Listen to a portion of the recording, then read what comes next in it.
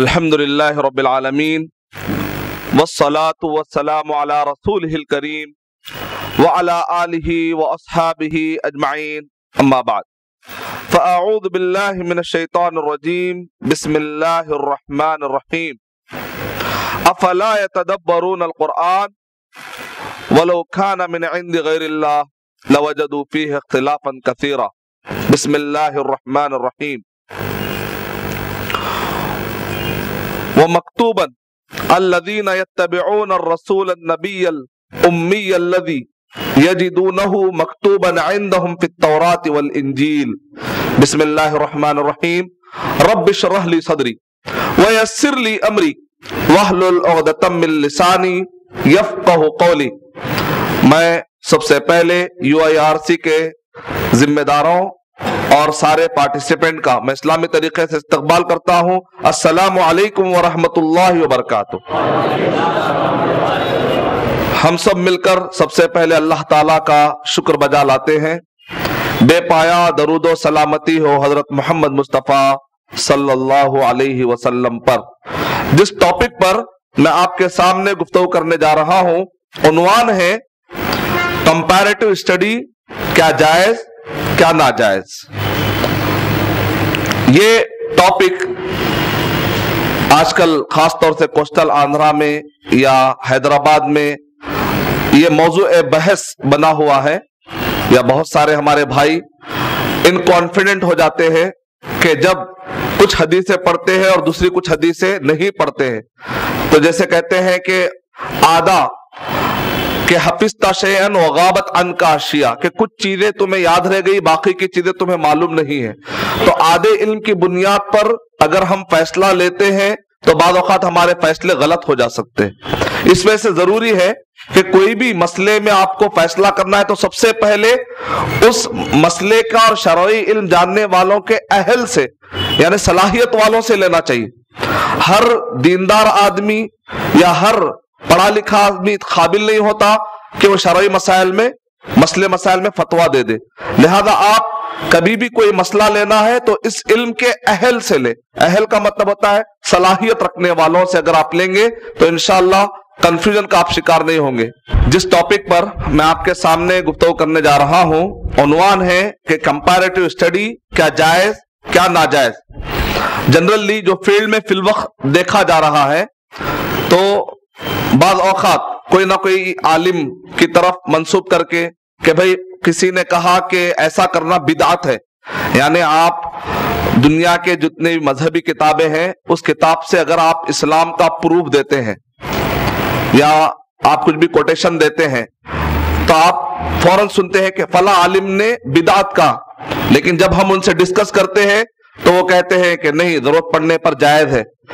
تو دراصل بات یہ ہے کہ جب لوگ جا کر سوال کرتے ہیں تو ان کے سوال کرنے کا انداز الگ ہوتا ہے، اور نتیجے میں کوئی عالم صاحب اگر کہہ دیتے ہیں تو مارکیٹ میں لا کر اس کو جنرلائز انداز میں پیش کر دیا جاتا ہے، جبکہ وہی عالم سے جا کر ہم جب پوچھتے ہیں تو وہ کہتے ہیں کہ نہیں، باقاعدہ ابن تیمیہ رحمۃ اللہ علیہ نے کوٹ کیا، اور نبی اکرم صلی اللہ علیہ وسلم اور صحابہ کرام کے زمانے سے دوسرے مذہبی کتابیں کوٹ کرنے کی سنت ہمیں ملتی ہے۔ تو دراصل اصل پرابلم کہاں پر آ رہا ہے؟ جو لوگ جا کر سوال کرتے ہیں وہ سوال کرنے کا انداز یا اسٹائل ایسا ہوتا ہے کہ جا کر مولانا کچھ لوگ ہیں جو قرآن بھی نہیں جانتے، حدیث بھی نہیں جانتے، اور رات دن وہ لوگ رامائن اور مہابھارت اور بھگوت گیتا پڑھ رہے ہیں، تورات پڑھ رہے ہیں۔ ظاہر بات ہے کوئی بھی ایک عالم ڈرے گا کہ امت مسلمہ کے لوگ اگر قرآن نہیں پڑھیں گے، قرآن کا ترجمہ نہیں پڑھیں گے، اگر سوال ایسے آئے گا کہ وہ لوگ قرآن بھی نہیں پڑھے، ترجمہ بھی نہیں پڑھے، اور اسلام کی باتوں پہ توجہ بھی نہیں دے رہے ہیں، سیرت بھی نہیں پڑھ رہے ہیں، رات دن صرف کمپیریٹو اسٹڈی پڑھ رہے ہیں، تو کوئی بھی ایک عالم فکر مند ہو کر یہی کہے گا کہ بھائی ایسا طریقہ تو بالکل بدعت ہے۔ تو سوال کرنے کا اسٹائل جب یہ ہوتا ہے، لیکن جب مارکیٹ میں آ کر کہتے ہیں فلاں عالم نے بدعت کہہ دیا، اس کا استعمال کرنا جائز ہی نہیں ہے، تو ایسے وقت پر ہمارا کیا موقف ہونا چاہیے؟ ہمارا یہ موقف ہونا چاہیے کہ جو کچھ بھی الحمدللہ علماء کرام ہیں، وہ سارے علماء کرام برابر ہمیشہ سے ڈیٹیل بات کرتے ہیں۔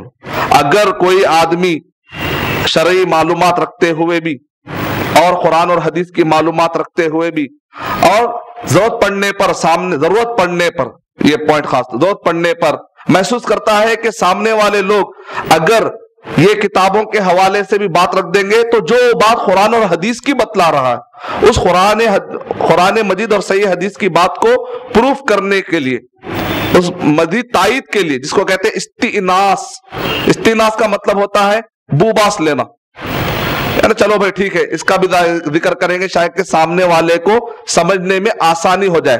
جیسا کہ ابن تیمیہ رحمۃ اللہ علیہ نے اسلام کو سمجھانے کے لیے فلسفے کو انہوں نے تائید کے طور پر، استئناس کے طور پر لیا تھا. ابن تیمیہ رحمۃ اللہ علیہ درء تعارض العقل والنقل 9 جلدوں میں انہوں نے کتاب لکھی، تو وہاں پر انہوں نے کئی ایسے فلسفیکل جو جملے ہوتے ہیں اس کے ذریعے سے انہوں نے اسلام کے بنیادوں کو سمجھایا ہے. شاید کہ سامنے والا اگر فلسفی کی بنیاد پر سمجھ رہا ہو تو اس کو سمجھانے میں مدد مل جاتی ہے، اس کو سمجھنے میں مدد ملتی ہے. یہ جو طریقہ ہے اس کو کہتے ہیں ایکسٹرنل ایویڈنس، خارجی انداز کے دلائل. ایک تو قرآن اور حدیث، ایک مسلمان ہے، مسلمان کو تو قرآن اور حدیث کافی ہے. جب اللہ تعالیٰ نے قرآن مجید میں کہہ دیا ہے تو ایک مسلمان کو اس بات کی ضرورت نہیں ہے کہ اب سائنس اس کو مانتی ہے یا نہیں مانتی. ایک مسلمان کے لیے اس بات کی ضرورت نہیں ہے کہ ہندو مذہبی کتابیں اس کو مانتی ہے یا نہیں مانتی، عیسائی مذہبی کتابیں اس کو مانتی ہے یا نہیں مانتی. مسلمان کے لیے کافی ہے سمعنا و اطعنا. سورہ بقرہ سورہ نمبر 2 آیت نمبر 285. مسلمان جب تک ہم کہتے ہیں بھائی تم مسلمان ہو، قرآن مجید کی آیت میں یہ آیا ہے، حدیث شریف میں آیا ہے، ایک مسلمان کے لیے کافی ہے. اس کے لیے پھر مزید دوسرے مذہبی کتابوں کا حوالہ دینا بالکل بیکار بات، سوال ہی نہیں اٹھتا. لیکن اگر سامنے والا سائنس کو مانتا ہے، سامنے والا عقل کو مانتا ہے، سامنے والا فلسفی کو مانتا ہے، سامنے والا کچھ مذہبی کتابوں کو مانتا ہے، اگر آپ صرف قرآن اور حدیث سے اپنی بات پیش کر دیتے ہیں تب بھی کوئی بات نہیں الحمدللہ. اگر آپ کہتے ہیں نہیں میں تب بھی صرف قرآن اور صحیح حدیث ہی کو پیش کر دوں گا اور اسی کے اندر مجھے کامیابی مل رہی ہے تب بھی کوئی مسئلہ نہیں ہے الحمدللہ. اگر کوئی شخص کہتا ہے کہ میں صرف قرآن اور حدیث ہی سے جو اسلام کی باتیں میں رکھ دینا چاہتا ہوں، میں عقل، سائنس اور جو بھی مذہبی کتابیں ہیں وہ حوالہ نہیں دینا چاہ رہا ہوں، میں صرف میں قرآن اور حدیث میں جو بات ہے اچھے طریقے سے میں رکھ دینا چاہ رہا ہوں، ہم کہیں گے الحمدللہ. اگر آپ اسی کے ذریعے سے آپ کو کامیابی مل جا رہی ہے تو اس سے بہتر بات اور کیا ہے. لیکن اگر کوئی شخص قرآن اور حدیث کی بات، توحید، رسالت، آخرت کی بات کو سامنے والے کو سمجھانے میں آسانی ہونے کے لیے، کیونکہ سامنے والا قرآن کو نہیں مانتا، سامنے والا حدیث کو نہیں مانتا، تو ایسے وقت پر اس آدمی کو بھائی تمہاری مذہبی کتابوں میں خود محمد صلی اللہ علیہ وسلم کا ذکر آیا ہے، تمہاری کتابوں میں خود ایک اللہ سبحانہ و تعالیٰ کے ہونے کا ذکر آیا ہے، اور سائنٹیفکلی اگر دیکھا جائے تب بھی توحید، رسالت، آخرت کا کوئی انکار نہیں کر سکتا، فلسفیکلی اگر دیکھا جائے تب بھی انکار نہیں کر سکتا.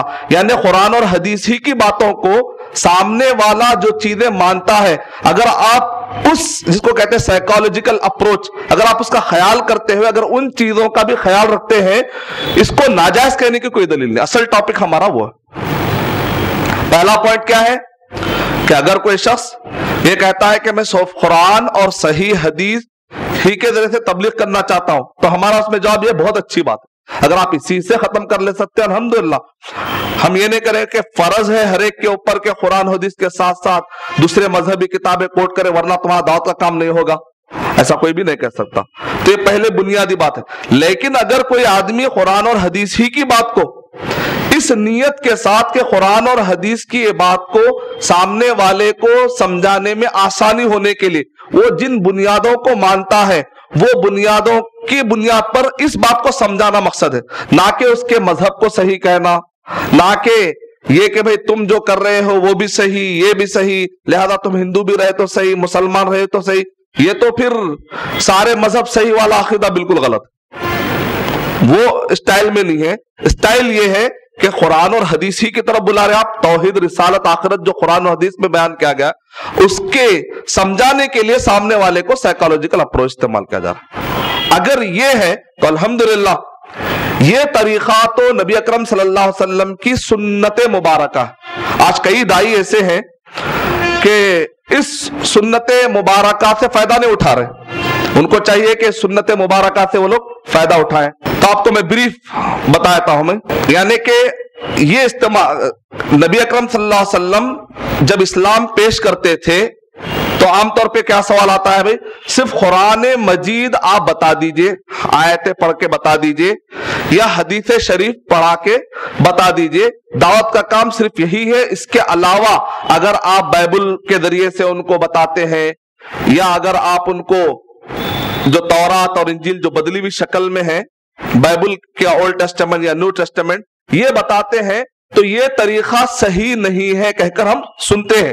لیکن آئیے دیکھتے ہیں کہ کیا نبی اکرم صلی اللہ علیہ وسلم نے کسی کو دعوت دی ہے اور وہاں پر آپ نے قرآن کو استعمال نہیں کیا، نہ حدیث کو استعمال کیا، آپ نے صرف ڈائریکٹ بائبل کو استعمال کیا؟ ایسی سنت کیا ملتی ہے یا نہیں ملتی؟ اگر ملتی ہے تو ایک بات پروف کیا ہو گئی کہ یہ تو نبی اکرم صلی اللہ علیہ وسلم کی سنت ہے۔ جب نبی اکرم صلی اللہ علیہ وسلم کی سنت ہے تو اس کا کوئی بھی انکار آدمی نہیں کر سکتا۔ ایک حدیث کا انکار کرنا یا ایک سنت کا انکار کر دینے سے آدمی گمراہ ہو جاتا ہے۔ اب اگر کوئی شخص یہ کہے کہ نہیں یہ تو بدعت ہے، نبی صلی اللہ علیہ وسلم نے بھی نہیں کیا، صحابہ اکرام نے بھی نہیں کیا، تو ہم یہی کہیں گے کہ بھئی شاید ان کے انفارمیشن میں یہ حدیثیں نہیں آئی، اللہ ان کو معاف کرے۔ جیسے ہو سکتا ہے حدیثوں کا انفارمیشن ان کے علم میں آ جائے گا، ہو سکتا ہو مان لے۔ تو اس وجہ سے میں چاہتا ہوں کہ صحیح السیرہ نبوی، اگر آپ لوگ نوٹ کر رہے ہیں تو نوٹ کر لیجئے، صحیح السیرہ النبویہ، صحیح السیرہ النبویہ ابن کثیر رحمت اللہ علیہ کی ایک سیرت پر کتاب ہے، جیسے الرحیق المختوم مولانا سفیر الرحمان وارفپوری کی ایک جیسا بک ہے، ویسے ہی سیرت پر نبی اکرم صلی اللہ علیہ وسلم کی زندگی پر ایک کتاب ہے السیرہ نبویہ ابن کثیر رحمت اللہ علیہ کی۔ اس پر شیخ البانی رحمت اللہ علیہ نے اس کو صحیح ضعیف میں بانٹا ہے۔ صحیح ضعیف میں بانٹا ہے مطلب اس کتاب کے اندر سے جو بھی ضعیف تھے، جو بھی آتھینٹک نہیں تھے، شیخ البانی رحمت اللہ علیہ نے اس کو نکال دیا۔ اب اس کتاب کا نام کیا ہے؟ صحیح السیرہ النبویہ۔ صحیح مانے صحیح، السیرہ مانے نبی سیرت، النبویہ نے نبی صلی اللہ علیہ وسلم کی سیرت، صحیح السیرہ النبویہ۔ اس کتاب کے اندر اگر آپ پڑھتے ہیں تقریباً 20 پیجز، کتنے ہیں؟ 20 پیجز۔ اس کے اندر ایک چیپٹر یہ ہے کہ نبی اکرم صلی اللہ علیہ وسلم کے بارے میں پیشن گویا۔ پیشن گویا کا مطلب کیا نکلا کہ کوئی پہلے والے دور میں پروفیسیز بیان کرتا ہے کہ ایک نبی آنے والے، ایک نبی آنے والے ہیں۔ اس بارے میں آپ کے پاس ڈائریکٹ قرآن مجید کی آیت ہے، سورہ آل عمران سورہ نمبر 3 آیت نمبر 81، سورہ آل عمران سورہ نمبر 3 آیت نمبر 81۔ اس کے اندر یہ ہے کہ اللہ تعالیٰ نے سارے نبیوں سے یہ عہد لیا کہ کہو کہ آخری میں ایک محمد صلی اللہ علیہ وسلم، جتنے بھی انبیاء آئے، جتنے بھی نبی آئے، ان سب سے اللہ تعالیٰ نے کیا وعدہ لیا کہ تمہارے بعد ایک آخری میں ایک نبی آنے والے، محمد صلی اللہ علیہ وسلم۔ ہر نبی کو بتایا گیا کہ محمد صلی اللہ علیہ وسلم آنے والے ہیں، جب وہ آئیں گے تو کیا تم اس پر ایمان لاؤ گے؟ نہیں لاؤ گے؟ سب نے کہا کہ ہاں ہم اپنے وعدے پر قائم ہیں، جب بھی وہ آئیں گے ہم ان پر ایمان لائیں گے۔ مطلب کیا نکلا؟ ہر نبی کو محمد صلی اللہ علیہ وسلم کے بارے میں بتلایا گیا، اور اللہ تعالیٰ نے جب نبی کو بتلایا تو ظاہر بات ہے وہ نبی اپنے بعد اپنے لوگوں کو پروفیسی کے طور پہ کہیں گے کہ ایک نبی آنے والے، ایک نبی آنے والے۔ اس آیت سے کلیئر ثابت ہوتا ہے کہ نبیوں کو معلوم تھا کہ محمد صلی اللہ علیہ وسلم آنے والے ہیں، اور وہ اپنے متبعین کو بتاتے بھی تھے۔ جیسا کہ اگر ہم پڑھتے ہیں سورہ صف سورہ نمبر 61 کے آیت نمبر 6 کے اندر، تو وَمُبَشِّرًا بِرَسُولٍ يَأْتِي مِن بَعْدِ اسْمُهُ احمد، کہ میرے بعد ایک احمد نامی، نام کے ساتھ خوشخبری، ایک نبی بول کر نہیں، ایک میرے بعد ایک احمد نامی شخص آئیں گے کہہ کر عیسیٰ علیہ السلام نے خوشخبری بھی دی۔ اس کا مطلب نکلا یہ دو آیتوں سے پروف کیا ہو رہا ہے کہ اللہ تعالیٰ نے نبیوں کو بتایا اور نبیوں نے اپنی امت کو بھی بتلایا۔ بلکہ قرآن مجید میں ایک اور ایک دعویٰ ہے، سورہ آراف سورہ نمبر 7 آیت نمبر 157، وَمَكْتُوبًا عِندَهُمْ فِي التَّوْرَاةِ وَالْإِنجِيلِ۔ اللہ تعالیٰ یہ نہیں کہہ رہے ہیں کہ انجیل اور تورات میں لکھا ہوا تھا، نہیں کہہ رہے، پوائنٹ پہ غور کیجئے۔ اللہ تعالیٰ یہ نہیں کہہ رہے کہ جس وقت پر انجیل اتری تھی، جس وقت پر تورات اتری تھی، اس وقت پر محمد صلی اللہ علیہ وسلم کا نام اس میں لکھا ہوا تھا، نہیں کہہ رہے، بلکہ کیا کہہ رہے ہیں؟ آج بھی وہ لوگ، قرآن مجید نازل ہوتے وقت کی بات ہو رہی ہے کہ آج بھی وہ لوگ جو بھی انجیل کے نام پر پڑھ رہے ہیں، ہم کو یقین ہے کہ جو انجیل عیسیٰ علیہ السلام پر نازل ہوئی وہی 100% سیف تو نہیں ہے. خود نبی اکرم صلی اللہ علیہ وسلم کے زمانے میں جب قرآن مجید نازل ہو رہا تھا 100% انجیل بھی سیف نہیں تھی, 100% تورات بھی سیف نہیں تھی. اس کے باوجود بھی قرآن مجید میں کیا آ رہا ہے, یجدونہ, وہ لوگ پائیں گے, مکتوباً عندہم فی التوراۃ والانجیل, کہ ان کے پاس جو انجیل ہے, وہ انجیل جو کہ گھڑ لی گئی ہے, تحریف کر دی گئی, تبدیل کر دی گئی, اس کے باوجود وہ انجیل میں, وہ تورات میں وہ پائیں گے, لکھا ہوا پائیں گے. بول رہے اب کل کے دن اگر کسی غیر مسلم سے آپ سے ملاقات ہوئی, آپ اس کو جا کر یہ آیت بتائیں گے, تو وہ کہے گا قرآن میں جھوٹ کہہ رہا ہے ہی نہیں ہمارے پاس. ایک آدمی کہہ سکتا ہے, آپ لوگ دعویٰ کر لے رہے قرآن, ایک مسلمان ہے